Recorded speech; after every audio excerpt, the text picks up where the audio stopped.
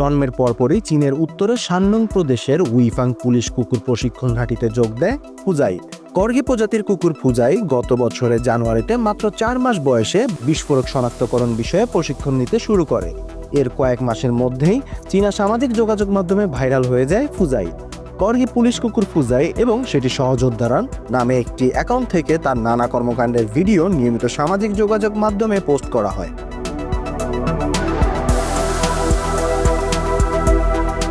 চীনা সংবাদ মাধ্যম সাউথ চায়না মর্নিং পোস্ট জানিয়েছে, কাজের ফাঁকে একটু ঘুমিয়ে পড়েছিল ফুজাই আর খাবারের বাটিতে ভুলবশত প্রস্রাব করে দিয়েছিল। এই সামান্য অপরাধে 4 মাস বয়সীর বোনাস কেটে নিল কর্তৃপক্ষ। উইফাং পাবলিক সিকিউরিটি ব্যুরো পরিচালিত ওই অ্যাকাউন্ট থেকে ফুজাইয়ের কাজের মূল্যায়ন এবং বোনাস কেটে নেওয়ার ঘটনাটিও শেয়ার করা হয়েছে। ভিডিওতে দেখা যাচ্ছে ফুজাইয়ের কাজের মূল্যায়ন চলছে। সে বসে আছে এক পুলিশ কর্মকর্তার সামনে।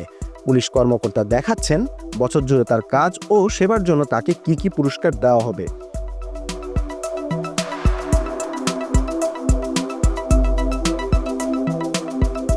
পুলিশ কর্মকর্তা বলছেন, এবছর খুব ভালো করেছো, তুমি পুলিশ কুকুরের প্রশিক্ষণের 4র্থ ধাপ পাশ করে গেছো।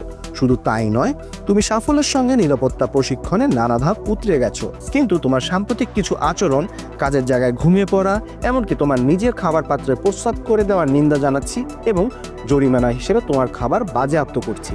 তুমি শুধু লাল ফুলটি রাখতে পারবে। পোস্ট করা মাত্রই ভাইরাল হয়ে যায় ভিডিওটি। নেটিজেনরা নানা মন্তব্য করতে থাকেন, বেশিরভাগ মন্তব্যই ফুজাইয়ের প্রতি সমবেদনা জানিয়ে।